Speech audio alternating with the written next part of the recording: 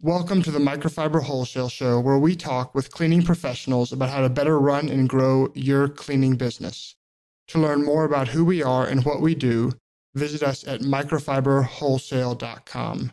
Today I'm here with Eugene from Total Cleaning Associates. So Eugene, tell us a little bit about your business, how you got started, and just kind of what it looks like today.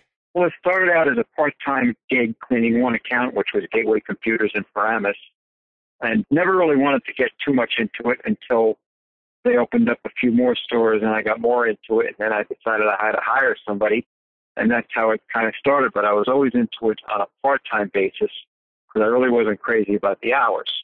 And I was doing construction management and supervision for a commercial construction site, as a full-time gig. But against my better luck, some more accounts started coming in. I partnered up with an uncle of mine, and he had a cleaning business, and he needed help. And between my business and his business, it turned into a 7-day, 12 to 14-hour day work week. So, but other than that, I like the action. I enjoy getting a new account. You never lose that feeling when somebody calls you and they want, your services. And you just go, you just do it. Just do it. It has to be done for the client and your employees and yourself, which incidentally is the last person you have to think about. So how long have you been in the industry then? I've been in the industry since 1994 is when I first incorporated. Okay. So looking back now over the last 20 years, what would you say is the biggest challenge you ran into? What's been the biggest challenge to getting the business to where it is now? I think the biggest challenge that comes to mind is the competition. Competition coming from your small mom and pop operators who, work with one vacuum out of their trunk and maybe dollar store chemicals. They don't have workman's compensation. They don't carry liability insurance or any of the other expenses associated with running, a business with multiple accounts and employees. That's the biggest challenge. Of course, if I go in with a $100 item, they can do it for $50. So how have you dealt with that? How have you managed to compete against those types of competition? Well, you really just have to, hopefully try to convince the prospect that this is the better way to go, because if something should happen to the employee or your property, that we're covered with insurance. Try not to be penny foolish when choosing a contractor. It's important to choose the right contractor. And even if it's a little bit more money, you should have a little bit more, be able to go home and put your head on a pillow and go to sleep. And so is that typically something you always bring up in the sales conversation just to make sure they're aware, or how do you kind of build that into the business? Well, if somebody tells me, if I have a good relationship with a prospect and I go in, let's say, with a $1,000 a month service proposal and they're getting it done for $700 a month, that's when I bring it up. Make sure that my competitors, carry the proper insurance and, that they're using the proper chemicals and the proper equipment and, of course, the proper mops and the proper towels. But you can't really get away from it too much because you get a customer that just all they are concerned about is pricing. And, at some point you just got to walk away and say, okay, you know what, I gave my best price, within my market. And if you want to go for something like that, then I've done everything I could. But yeah, it sounds like you do your best to educate them on what the liabilities they're facing are and what the kind of advantages are, and then you have to let people obviously decide for themselves. Yeah, obviously the person writing the check and making the decision, as long as you give him all your information, all the information that they need to make a decision, at least if I don't get an account and within the market, I'm like, okay, fine, let me go find somebody else. What would you say is the biggest lesson you've learned running Total Cleaning Associates looking back? The biggest lesson, how important to be responsive to customer quality issues and service requests that, go above and beyond the regular scheduled janitorial. It's important to, be as responsive as you can. And if you can't, be as honest as you can with saying why you cannot do something. If for some reason, you have staffing issues or, scheduling issues with a certain client, if they require, like an emergency cleanup of a carpet. But I haven't run into that too much lately. I try to keep my business concentrated on, the nighttime scheduled janitorial, the building service contractor business. Do you have a specific story you can think of when you've been able to kind of deal with a client in that way and manage the situation well? Nothing that comes to mind right away. Oh, wait a minute. There was a client that I had about 3-4 years ago, and they had a pipe broke, and it flooded the bathroom downstairs and went into an adjacent room that had, I think it was like $200,000 blood testing equipment. The gentleman I had that I work with does my carpet work, and my floor work wasn't able to handle it, but I was able to, contract with an outside contract, and I didn't make any money on it, but I was able to service my clients.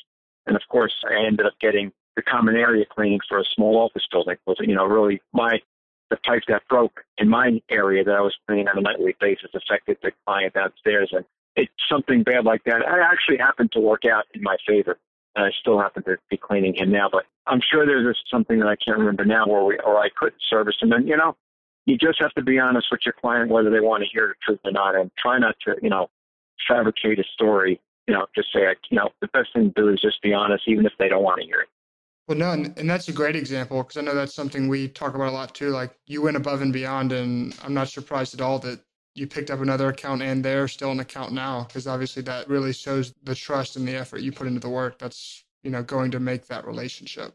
When you get a little bit of fear in you sometimes and a little stress, sometimes either you sink or you swim. In that situation happened to work out, in my favor. It was a very stressful situation. And, I'm trying to service my client and, of course, somebody who's not even my client. And it worked out well. I got to say, it worked out well. What is... It doesn't always happen that way. It doesn't. But I think to your point, you trying to approach it from doing the right thing, and when you can't do the right thing for, capacity issues or logistical issues, just being upfront and honest about that tends to work out in the long run. It does. You try to say you go by the motto, like Marcus Loomis from The Prophet, service everybody every time. And sometimes you just can't, Yeah, but you just can't service everybody every time. You're certainly setting your goals there. And so I think people recognize that intention and they appreciate it. Yep, definitely. I agree. Well, if you were speaking with another cleaning company, maybe one that was struggling or a smaller cleaning company looking to grow, what's the number one tip or number one piece of advice you would give them? If somebody's looking to start up a cleaning business, I would say make sure administratively and you have your proper, insurance to handle it, and clean yourself. Because when you clean yourself, you know how much time an office takes. I mean, right now, when I first started, when I was cleaning myself, I would time myself how long it took me to empty a garbage can and change a liner. And then when I go into it, do an estimate, I always count the garbage cans, and I kind of have an idea of how long it's going to take. And I always say, make sure you find out how far the garbage dumpster is before. Time all your tasks. And if it takes you 2 minutes, make it 4 minutes, because then, when you hire somebody, when you hand it off, when you hire somebody, they're not going to be as fast as you are. So you have to be reasonable with the time. Is that generally what you found, that if you hire someone, they take twice as long as you do? Is that a good rule of thumb? Not twice as long sounds a lot, but always put a little buffer on there. Yeah. Like I read on a website for cleaning times, toilet bowl was like 3 minutes. 3 minutes per toilet bowl. And when you go in, and I always challenge people that, if they say 2 minutes in the toilet bowl, go inside a bathroom and look at that toilet bowl for 3 minutes, and then clean it and see how long it takes you to clean the toilet bowl. Of course, unless it's absolutely disgustingly soiled. Yeah. But always time your tasks to come up with an idea of how long it's going to take. Because at the end of the day, it's all down to experience. Well, do you have a specific strategy or process for how you clean a building? Yes, we just started a large company on Monday night, and it was about a 20,000 square foot company, and I'm partnered in it with an uncle of mine. And, the best thing to do, we were talking about strategizing with the garbage, because there's maybe 200 or 300 garbage cans in there. And we just start at the farthest end of the building, work your way towards the location where your dumpster is. Instead of, starting, locate all your equipment where your start point is, where your entry point is, and then go from the farthest end of the building and work your way to the entry point of the building.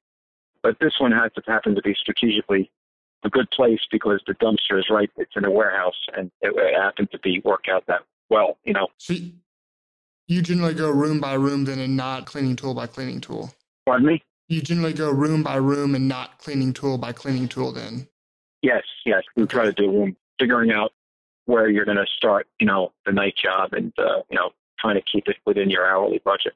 Well, one of the things we always talk about too is kind of how you use microfiber just as a way to educate people about how the products kind of work. So walk us through how you use microfiber mops, towels, microfiber products, and what you found to be most effective for using them. Well, when we first started out, we were using a lot of the terry cloth, towels from Home Depot, which don't wear as well, but that was really kind of, when we started, that was the only thing available to us. And then, of course, we went on to microfiber, which we found to be more durable, a lot better clean, better wear and tear when you wash in machines, especially commercial machines. And of course, the quality of the towel itself, it doesn't rip as much as the terry cloth towels we were getting. So therefore, cost is, even though they're a little bit more expensive, you hold on to them for a much longer amount of time. And the mop. And have you found any difference in the quality of microfiber itself? Are certain microfibers, do you notice they last longer or they're more effective? Well, not to sound like commercial for Microfiber Wholesale, but his microfiber towels, much better quality, and they have last longer. I go and get them if I'm out of them and I need them in a pinch. I go to the big box stores and get them, and they have them, but they're not going to last as long, and the quality is not as good. And when you put them side by side, there's no comparing quality, to getting them from wholesale, microfiber wholesale, as opposed to getting them from your big box. And they do last a lot longer, and they do hold the color a lot longer. And when it comes to mops, I like them because we're not using that much water as opposed to the traditional, string mops. You do end up cleaning, I think, more of a room quicker because of the 18-inch wide, and it's not as heavy on my staff. And you're not using your back as much to, using the wringer to squeeze all the water out.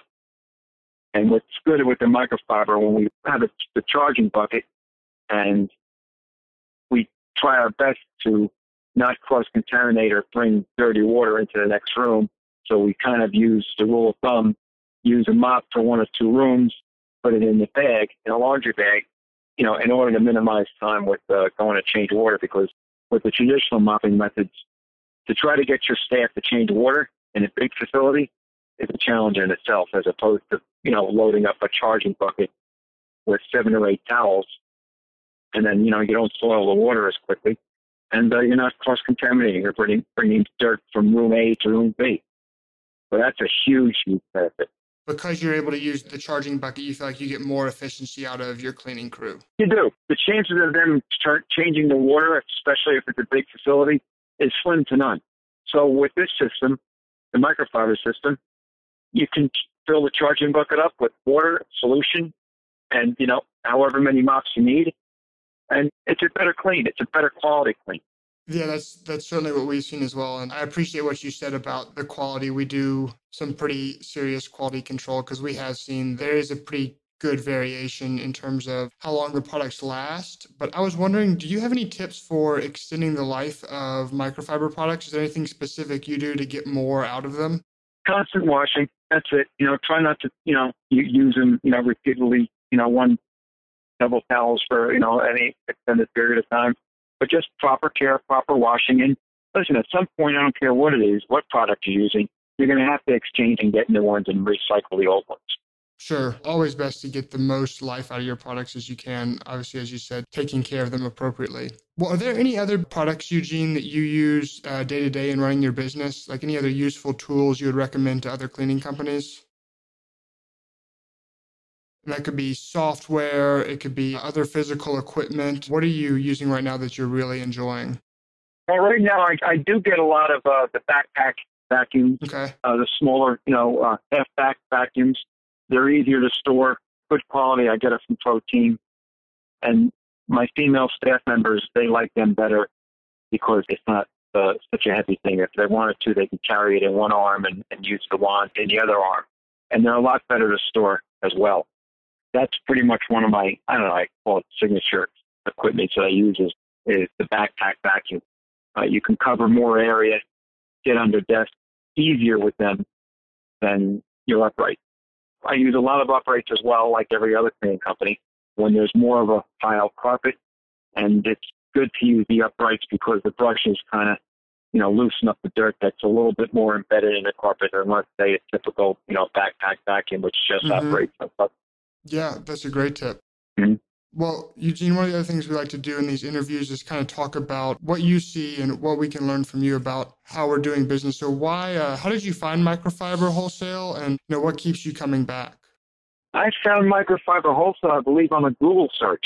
Okay. Because I was looking for something of a better quality. There was nothing around here in my area that I found quickly. And, listen, there's plenty of them out there to deal with, but you just have to, research one, look at one and pick one and, call them up, see what the price point is and check out the quality. And that was pretty much it. And, I think I have a very good relationship with those gentlemen out there, very personal guys. And, I'm happy to have them in my loop of suppliers. There's no reason to go with anybody else. I mean, but can I go get a better pricing? You know what? At what cost?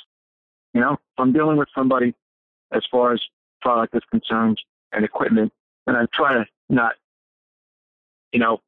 price everybody out of the market. You just got to deal with your family of business associates and keep it at that. It just saves a lot of time and aggravation if you start looking around. Thank you. We appreciate that. I know Brett and Irene will both smile when they hear that. But you have found the products durable in terms of how many washings you're getting out of them compared with other microfiber you've used?